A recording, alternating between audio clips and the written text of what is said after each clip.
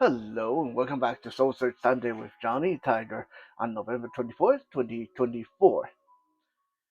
Yes, before you ask, I missed two videos in the past 2 days, and the reason being that I'm in the middle of filling out the next round of artistic grants.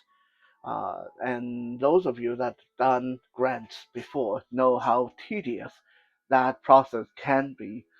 So I've been up to my ears in uh, typing out answers and filling out blanks and answering questions and stuff like that. That's why it's been kind of busy around here. But today, even though I'm not quite done, I said, come hell or high water, I'm going to stop long enough to clean the house and to get a video out there. Now, what are we going to talk about today? Today, well, you already see the video title. Today, we're going to talk about the art of shut the fuck up. Okay? Uh, I want to say the art of shutting up, but honestly, shut the fuck up really have a much better ring to this, much more visceral ring to this. So if cussing, if the F word bugs you, then I'm sorry. Yeah, it's needed for what we are trying to convey for this episode. I'm not doing it because I want to be rude. I'm not doing it because I'm mad at someone. I'm doing it to get that feeling across because knowing the art of when to shut the fuck up is very, very important. A very wise man once told me that when you think about it, it's ironic that in our lifetime, we spend the first 2 to 3 years learning how to talk. And then we go on and spend the rest of our life learning when not to talk. Another really humorous one I heard before is the correlation between talking and urination. So when you are a child, you can't hold your mouth and you can't hold your pee. You pee the bed, and you also tend to open your mouth and uh, say whatever you want. And then gradually you get to be a teenager. You are able to hold your urine. You're able to hold your pee, but most of the time you still can't hold your mouth. Now that you're in your 30s and 40s, you're an adult, you can hold your bladder and you can hold your mouth, no problem. And then as you get to be your 70s, 80s, in your old age, you might be able to hold your mouth, but now you can't hold your bladder. Ironic, isn't it? So, now that we get those little wisdoms out of the way, let's really sit down and look at the art of shutting the fuck up. Now, let me say this. I'm not talking about shutting the fuck up by meaning like not communicating. Okay, don't talk and stay quiet all the time. That's being an introvert. That's not shutting the fuck up. Okay, uh, I know because I am an introvert. Yeah, haha. I know a lot of you don't believe me, but if you ever meet me at a large party, I am. Like I'm that guy who sit quietly in the corner and not talk to anybody. You think that Johnny Tiger is all fun on videos and Johnny Tiger is fun at workshops and public events, but honestly, like if you get me to a big party, don't expect me to be that fun. When I'm at a big party, I'm really quiet and really shy and just really cranky and not happy, right? So yeah, I know. So like I said, I am an introvert, so I know being an introvert is not the same as knowing when to shut the fuck up. Okay, uh, because knowing and being able to control what you say, when to say it, and what not to say, and when not to say it, is a complete set of skills all on its own. So today we're going to look at the four most vital times when you need to remind yourself to shut the fuck up.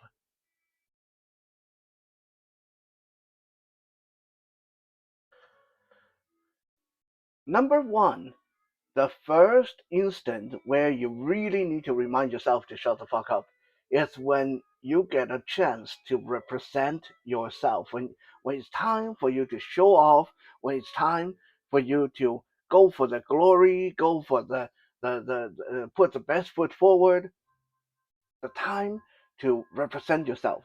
This is when you need to really, really keep in the back of your mind. Shut the fuck up. Okay?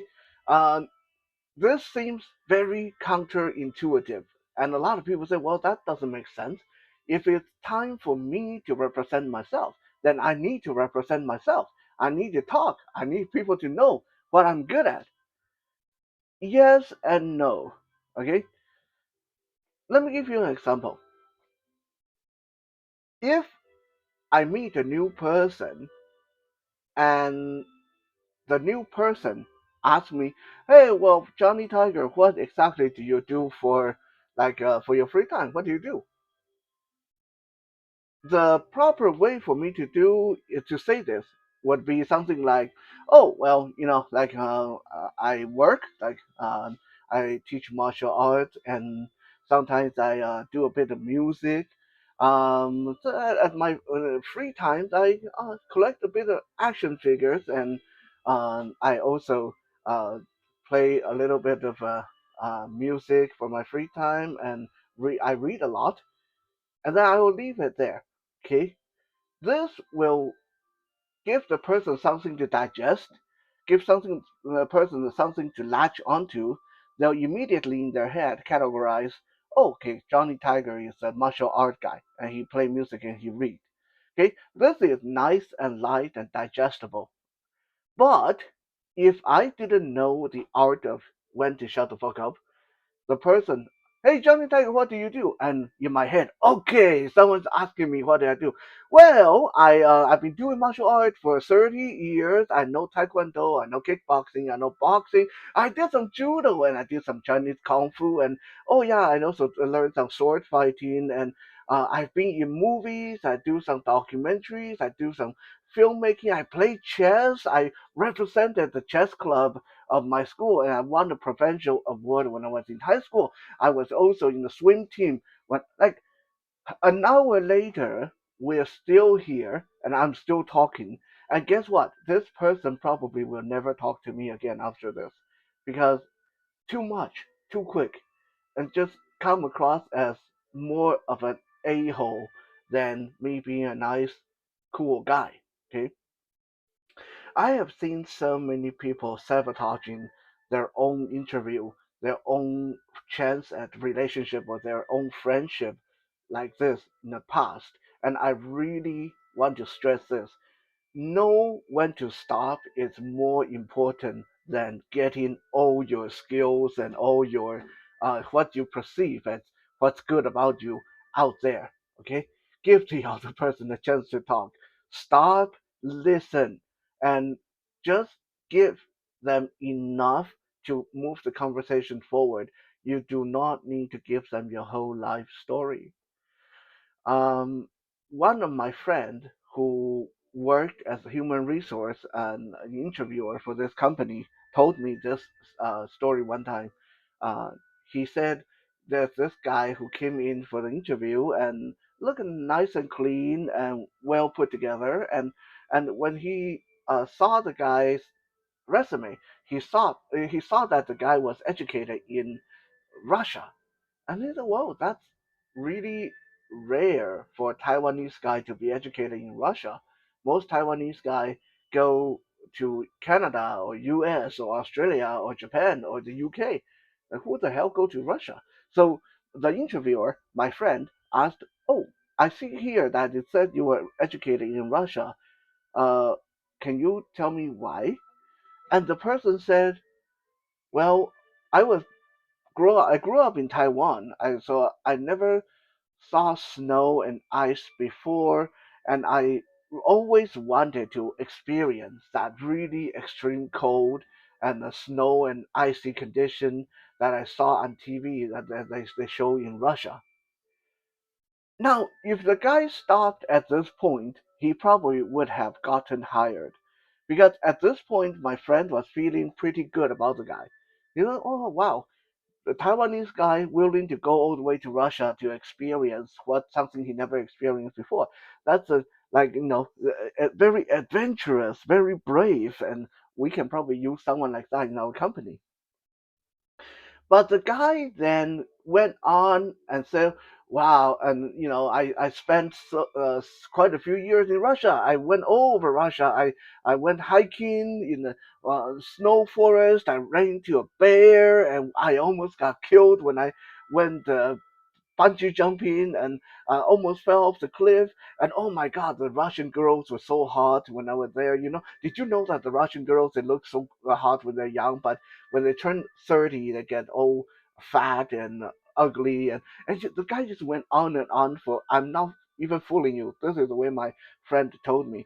The guy went on for 15 minutes just talking about Russia. And by the 15-minute mark, my friend who was conducting the interview already decided we do not want to hire this guy. Okay, this guy got loose lip. He can't shut up. Okay, so all that good feeling in the beginning were gone because the guy talked too much. So even when it is time for you to present yourself to put the best foot forward, do that. There's a reason why they say best foot forward. They didn't say put everything forward. Okay? Put the best foot forward and leave it at that. Shut the fuck up.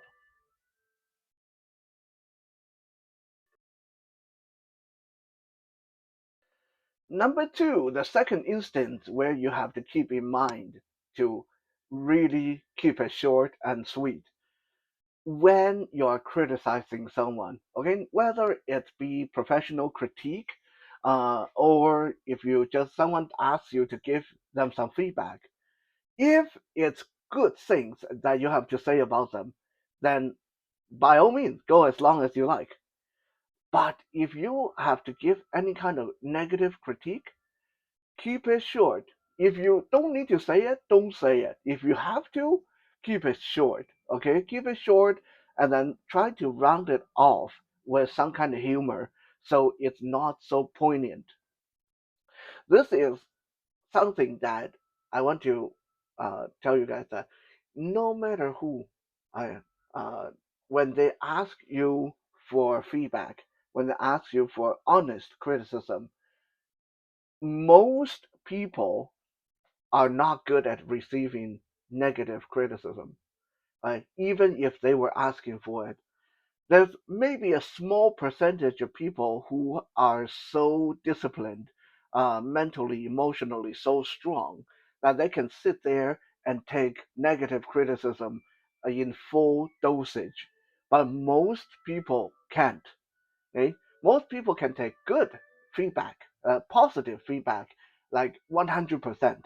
But most people cannot deal with a lot of negativity coming in their direction, even though it's honest, even if it's what they were asking for.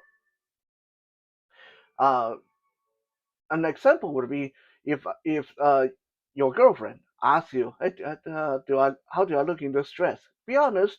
Don't be scared. Be honest. If she look good, and you oh wow, you look so hot. You know that will really go with the color of your eyes and really bring out your figure. And I really love that dress. I wish I see you in that dress more often. You can go on and on. This just makes them really happy. Okay, but if your direction is in a negative direction, then you probably will. Well, honestly, I think the style doesn't suit you, and then leave it at that. Okay, just leave it at that. Okay, you do not want to say, well, honestly, babe, that dress you look really fat. Look at look at the side of your body. Your fat rolls are showing. And I mean, come on, are you really want to wear something that's sleeveless? I mean, your arms are so kind of flabby, and your cellulite are showing, and it make make your neck look really short. And yeah, like I think people who wear that dress are people who are really skinny and young, and definitely like yeah, by this time she's probably not going to talk to you.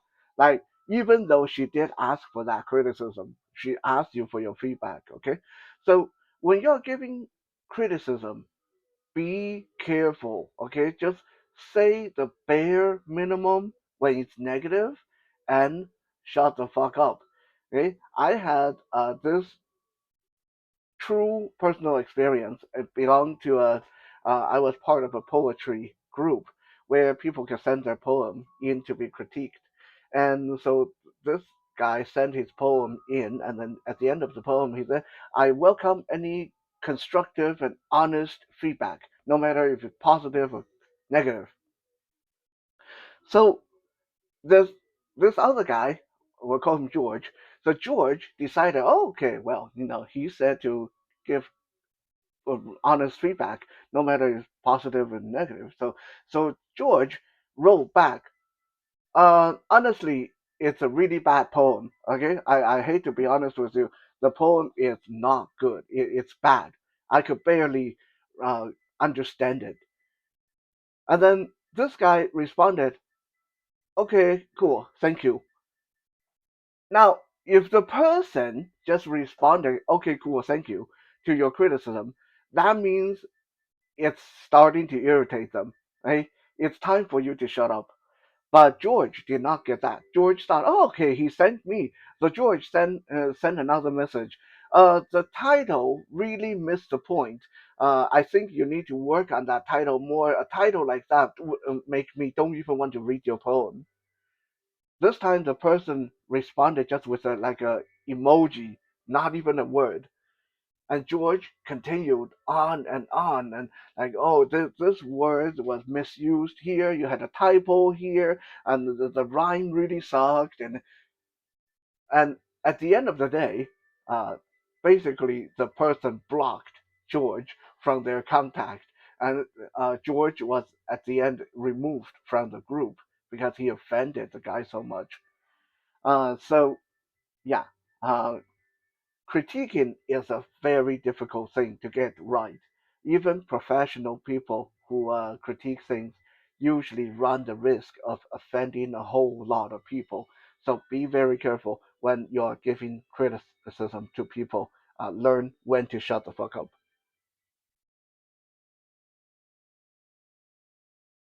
Number three, the third instance where you need to learn when to shut the fuck up is when you are blessed with any kind of good fortune. Whether it be you're doing really good in school, you're doing really good in business, you just got a new artistic grant, you just got a new award, learn to keep quiet, okay? When people say pride comes before a fall, it's very true. Okay, nobody like a person who go on and on about how awesome they are, how awesome their family is, how awesome they have money, how awesome they have the newest video game. Uh, a couple of weeks ago, I went to a party, and there's this guy there that I told Kitten, ah, God, I can't stand that guy. And the reason why I can't stand that guy is because even though he's actually a very gentle, very nice person, I don't know if he's got some kind of mental deficiency or some kind of condition or he's naturally socially awkward. But he being a very accomplished musician and singer constantly talk about that. Every 5 minutes in your conversation. Oh, by the way, did you hear my latest album? Did you know my albums I sold 1 million copies?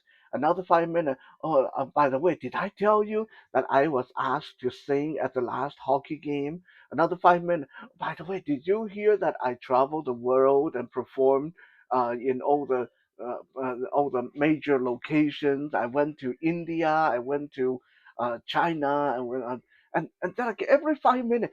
So okay, the first time you tell me you sold 1 million albums, great, wow, that's awesome, that's really cool. The second time you say you got asked to perform at the hockey game, wow, that's cool, that's awesome, good for you. And then you come back and say, oh, but did you hear I traveled the world? Look, I'm about ready to want to pop your head off your shoulder. Like, did you know that I can twist someone's head off their shoulders? Like, leave me the F alone. Stop telling me how awesome you are. Okay? Like, even though I consider myself to be very even tempered, I uh, I am a musician. I have been a musician.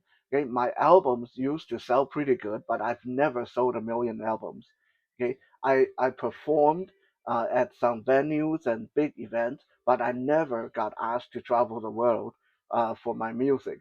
So for you to constantly rub that in my face, even though he didn't know that I was a musician as well. It's not that he was doing that on purpose, but for you to constantly rubbing that in people's face, there may be another musician in this room that's been doing music for 40 years that is starving, that can barely afford rent. How do you think you're going to make them feel? Okay, so when you are at the top of your game, when you're blessed with good fortune, think before you talk. Okay, think about those people around you. There may be people around you who has been blessed with nothing but bad fortune. There may be people around you right now who have a problem paying rent, who have problem paying medical bills, and when they hear how great you're doing, how great your how family is, how much money you have, and how many countries you've been to, how do you think they're going to feel?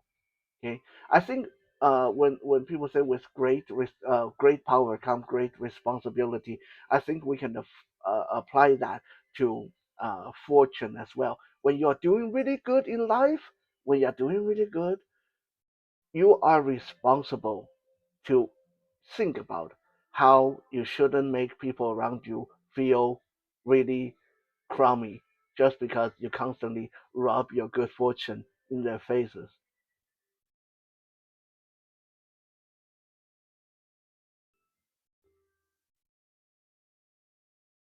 Last but not least, a time, this one is the most important actually, uh, when you have to really learn to shut the fuck up is when it involves someone else's privacy.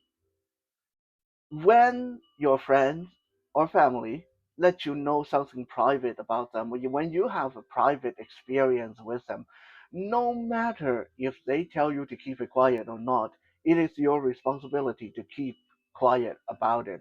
If people have to find out, let people find out from them. If people need to know, let people know it from them. This include work and entertainment and leisure and all that stuff. One thing that, for example, in my relationship with Kitten, I will never say to my friend, hey, if you want a massage, you can come and Kitten is a professional professional, and she can give you a deal. I will never say, hey, can you massage George tomorrow? No, I will never do that. It's her private business. Her business, her career is her private affair. I will maybe say, well, if you want a massage, you need to talk to Kitten. That's as far as I will go. I will not go out of my way to book her. I will not go out of my way to convince her to give someone a massage. That is a very clear boundary that I have. And Kitten, same thing. She will never say, "Hey George, if you want to learn martial arts and Johnny is free on Sundays, uh, why don't you come over uh, and do that?" Like, no, no. What we do in our professional life is our own private affair, and we have a very clear boundary in every one of us is responsible for taking care of that. Um, so when you're involved with someone, when you are with a friend and the friend shares something private with you, always, always, always remember to shut the fuck up about it. Okay? Don't blab it out to the next person thinking that it's okay. And sometimes you may think it's okay, but you may end up breaking the friendship altogether. I'll give you a historical example of the Ming Dynasty, founding emperor of the Ming Dynasty, Zhu Yuanzhang. When Zhu Yuanzhang was growing up, he was very badly off. As some of you who's into history know, Zhu Yuanzhang was called the beggar emperor. He started out as a farmer and a beggar and was a monk for a while, and almost died from starvation. And wasn't until he finally joined the military and worked his way up to the top rank, and in the end was able to become the emperor. That's like a definite story of fighting your way to the top. So when Zhu Yuanzhang was still a peasant, he had a couple of really good friends. We'll just call them Lenny and George for simplistic sake. So when Zhu Yuanzhang became the emperor, he wanted to find Lenny and George because he remembered his childhood friends, and he wanted to make sure that now that he's doing really good, he wanted to share his wealth and power with them. So he found Lenny and George, but in the end, Lenny was executed and George was made a lord. So what was the difference? Why did one of Zhu Yuanzhang's best friend got killed, and why did the other one survive and was made rich and powerful? Well, because Lenny couldn't control his mouth. He didn't know when to shut the fuck up. When Zhu Yuanzhang had Lenny brought to the royal court to meet him, he was sitting in the throne, and when Lenny saw him, Lenny was so happy. Lenny said, "Oh my God, I didn't realize that you are the emperor. You are, oh my God, my childhood friend. I didn't realize that. Oh God, do you remember how bad things were for us?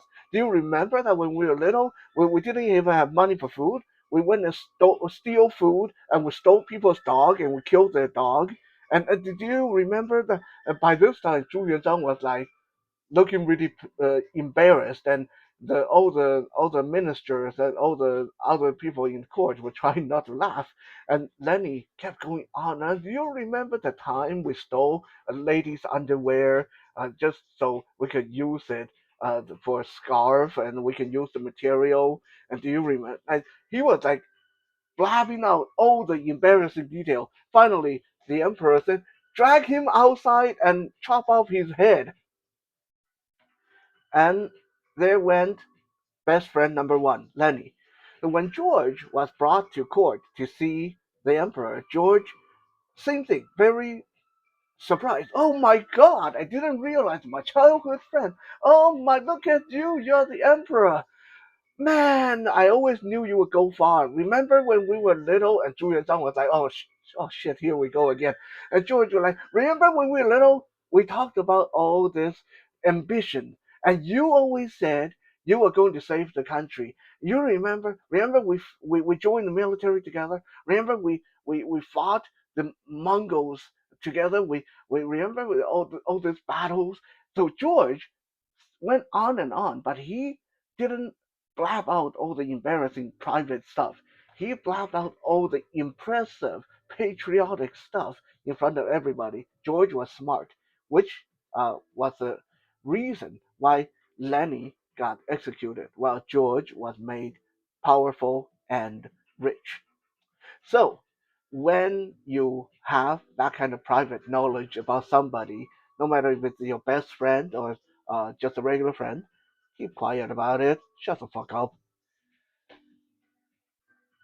So, today we talked about four instances where we need to remind ourselves to shut the fuck up.